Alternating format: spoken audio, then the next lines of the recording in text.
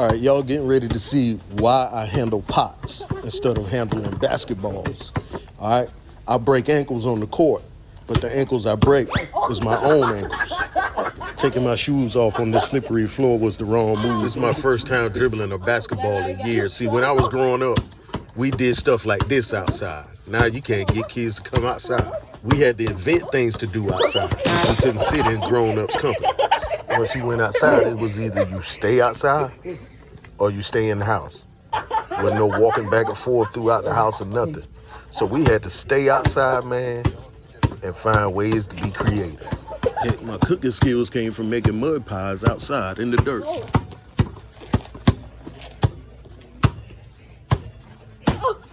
So these boxes playing on his team.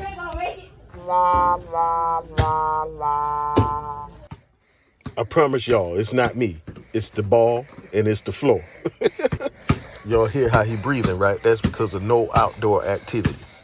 So we having outdoor activity inside. How we don't get kicked out of Walmart, I'll never understand. Let's go, chef. You ain't even make the shot. Let's go, chef.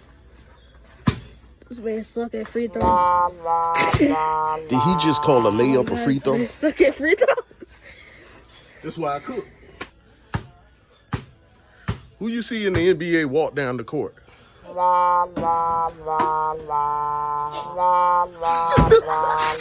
Okay, that's it. No swish sounds, all wonks.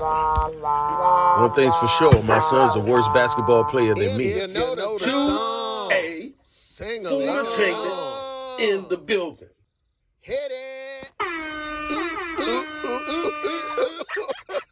It's the Carolina Cook, the Carolina cooking the liners, rock and roll to the roll, the rock. Say I'm cooking in the kitchen and just don't stop. Rock and roll to the roll, the rock. Say I'm cooking in the kitchen. What's up, everybody? Chef Anthony Albritton here, the Carolina Cook, cooking, tasting, and eating the Carolinas. I am the chef-a-den of the United States. Let's get straight to the point here, y'all. In this episode, I will be cooking up some Bone-in ribeye steaks with oysters and green sauce. Southern playlisted soul food. Once you get on it, you can't get off it. So get your shrimp powder, your chicken bouillon, your Adobo all-purpose seasoning, your olive oil, your lime juice, your salt, your pepper, your smoked paprika, your jalapeños, your green bell peppers, your yellow bell peppers, your Parmesan cheese, your thyme, your green onions, your red onion, your oyster sauce. I think that's the way I'll list my ingredients from now on. Grab all of that up, come go with me, take a trip inside of my mind, and see how I did it. Let's go, chef. What's up, everybody? It's good to be back with y'all again. We're going to go ahead and get started here with our prep work on the fruit and veggies that I'll be using. Green bell pepper, jalapeno pepper, yellow bell pepper, red onions, all right, garlic, thyme, and green onions. I said fruit because anything with a seed is a fruit. All right, we're going to go ahead and get everything chopped into blender-sized pieces. With the jalapeno, you want to remove the seeds because when it comes to peppers, that's where the heat is packed. Peppers pack heat, and just like a gun, if you remove those bullets from the gun is not as dangerous. So it's the same way when you remove the seeds from those peppers. Peppers pack heat, and the seeds are the bullets. We're going to get our garlic crushed here. With the garlic, all you're doing is crushing them with the flat side of your knife, applying some blunt force trauma to them. After that, it'll be easy to peel your garlic. All right, y'all, now I'm going to go ahead and get started on my green sauce. After chopping up all of the ingredients into blender-sized pieces, we're going to add some olive oil to the blender and blend everything up for 1 to 2 minutes. If the blender doesn't properly chew all of the ingredients, you might have to go ahead and take the blender to the dentist. No, I'm just kidding. You just have to push the ingredients down. Stop the blender first before you stick anything into the blender or remove the top. And just push the ingredients down. After 1 to 2 minutes of blending, this is what your green sauce should look like. This is a recipe I created, y'all. So y'all seen it here first. This green sauce is pretty much inspired by African pepper sauce and all of that. You know, since I've been making a lot of that lately. Okay, now let's go ahead and add that to some olive oil. Add it to the olive oil. Get going on that. The thing about learning different dishes is that you can apply it to other dishes and just come up with new ideas. Once you expand your cooking knowledge, your knowledge of ingredients, seasonings, and stuff like that, you can freestyle and just create dishes once you expand your knowledge. Now let's get this green guap seasoned up. And let's add some ginger paste. This seems to be the last amount of ginger paste I have left. Smoked paprika. If you don't have an inner chef, get one, because that's what I'm relying on instead of measurements. Everything is seasoned to taste. Chicken bouillon. Goya all-purpose seasoning. Shrimp powder. Some lime juice. Little oyster sauce. You gotta season your oyster with more oyster. I'm gonna cook this on a low simmer for about 7 minutes to give these seasonings time to intensify.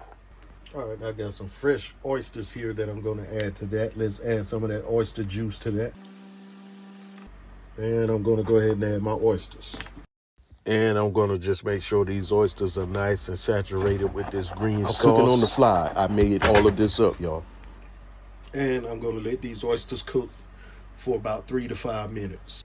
All right, while the oysters are cooking, I'm gonna chop up some fresh parsley, since I used all of the first batch of parsley in the green sauce. All right, you'll see in a minute why I need another batch. This parsley is fresh out of my garden, by the way. After removing these oysters, I'm going to reserve them until it's time to top them with the parsley and cheese. Go ahead and remove these oysters. Once I remove the oysters from the sauce, I'm going to reserve the sauce because we want to keep this sauce to garnish our steak with it later. It's going to serve as a dipping sauce for the steak. Now let's get started on our steak with a little olive oil. A bone-in ribeye steak here. All right, when your steak hits the pan, you got to prime it up a little bit, so you want to move it around in that grease, in that oil a little bit so that it doesn't stick. I'm country, so I keep saying grease. All right. Mostly everybody got all type of tips on how to cook a steak and or deem themselves to be experts on cooking steak, but sometimes you just got to keep it simple. Don't do anything to the steak. Just put it in the pan, let it cook in its own natural juices and flavors, and that's it. I'm going to put a fresh sprig of thyme on top, and I'm just going to let it pan sear for about 5 minutes undisturbed on each side, and that's going to give me like a nice medium rare result. All right, man, I think that's it on that steak. I think I got a nice medium rare going here. Gonna go ahead and remove that. Put it here.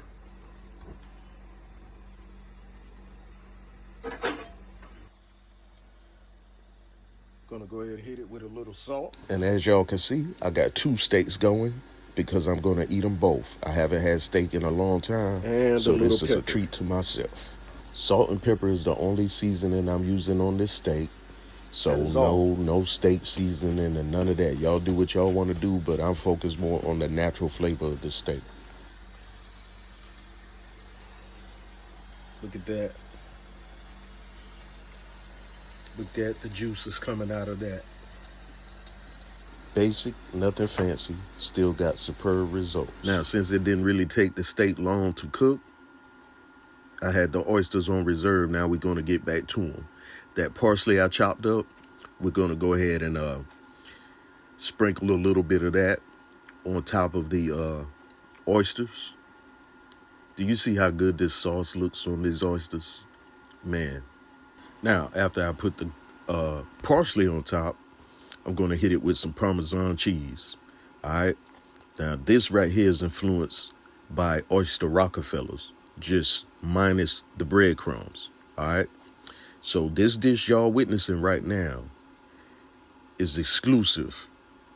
I invented this. This came straight out of my mind. I never seen anyone prepare oysters this way ever. It's like I said, once you learn different cooking techniques and stuff, you can create your own dishes. All right, y'all, I'm gonna stick these oysters in the oven, melt the cheese on top, then I'll get back with y'all after that. Now, you can put your oysters in the broiler to get a nice char on top, but I'm gonna get fancy on y'all. I'm getting fancy with it on y'all. That's right, I'm getting fancy.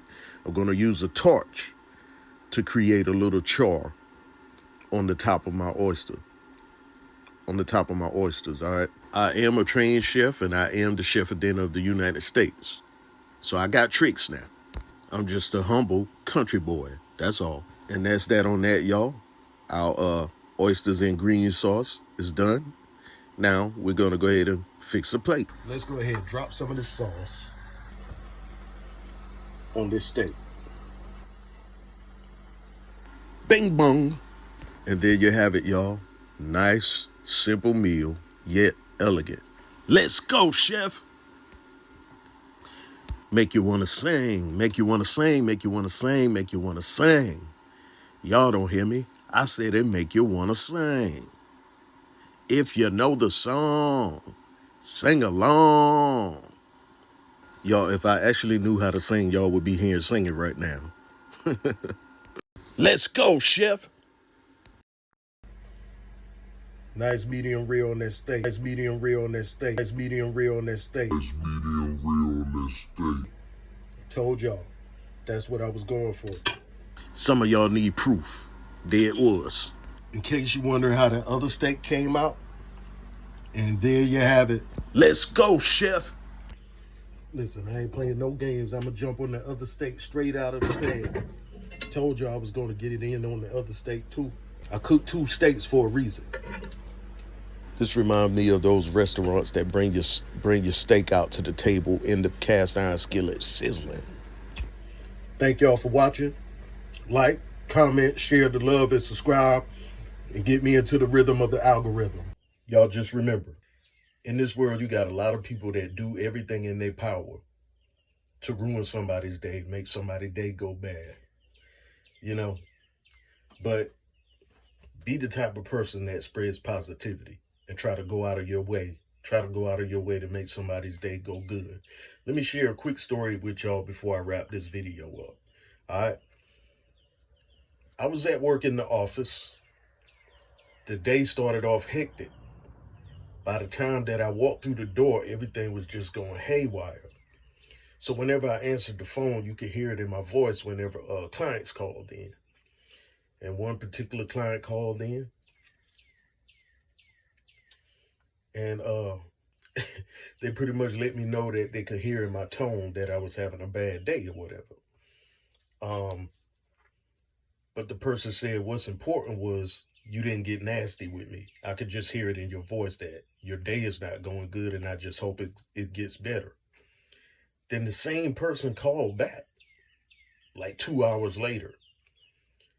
It was like, she said, I wrote a note to myself to be sure to call you back in a couple hours, to make sure to check on you and see if your day is going better.